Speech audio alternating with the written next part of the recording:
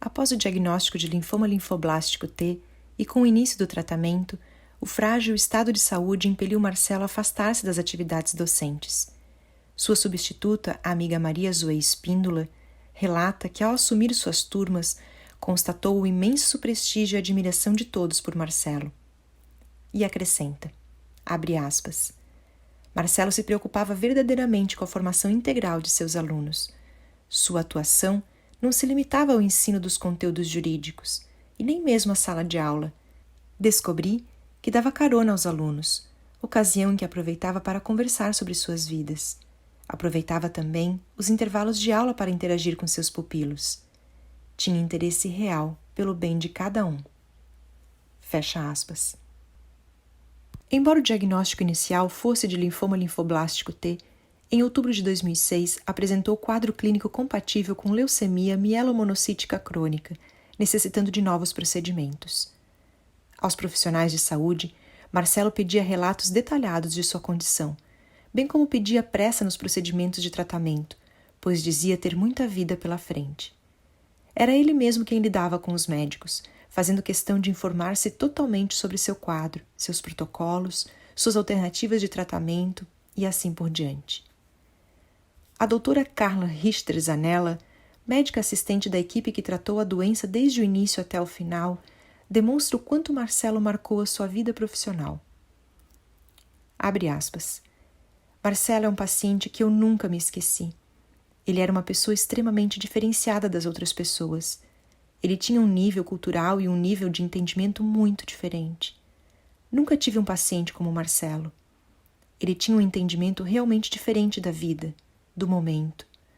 Em todo momento, ele foi sempre muito amável, muito respeitoso com a equipe médica, muito esclarecido, com perguntas sempre coerentes. Era uma pessoa bem iluminada, bem à parte. Sempre teve muita esperança e foi muito colaborativo no que precisava fazer.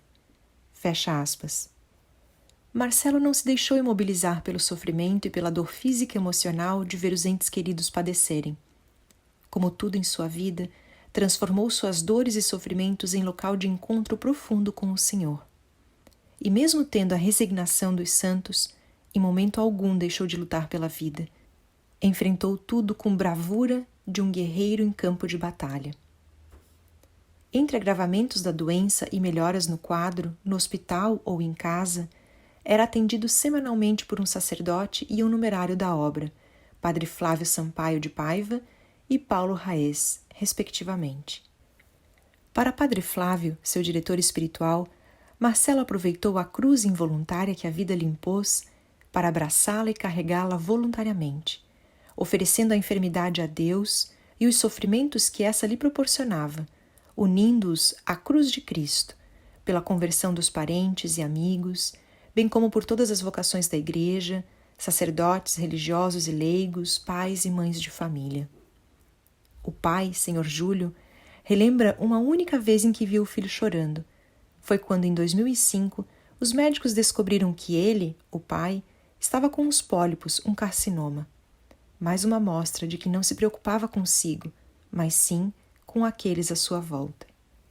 A certeza de poder servir a Deus por meio do trabalho profissional impeliu Marcelo, mesmo debilitado pela doença, a estudar com afinco para enfrentar o concorrido concurso para o Ministério Público Estadual.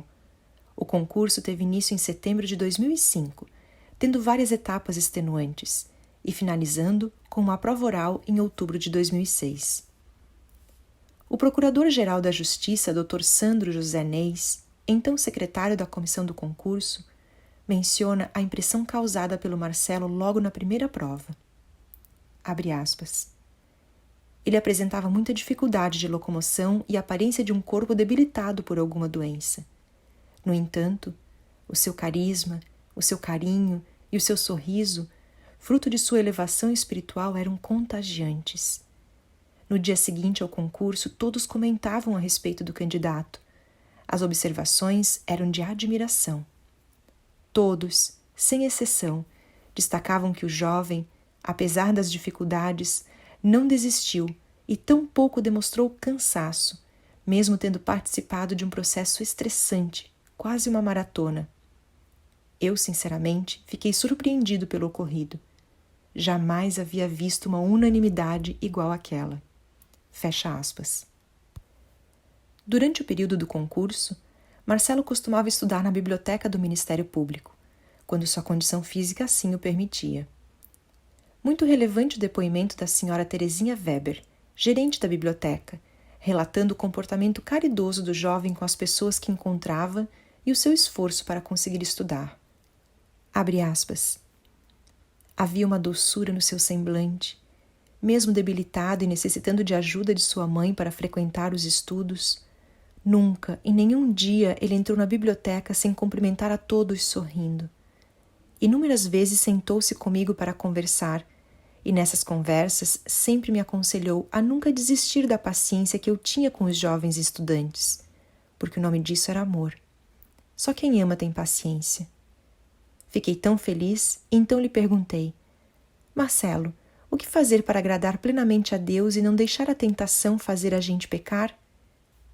Ele sorriu e rezou o Santo Anjo do Senhor em latim. Depois, disse que bastava rezar para o anjo da guarda porque ele foi enviado para nos livrar das tentações e perigos. Fecha aspas.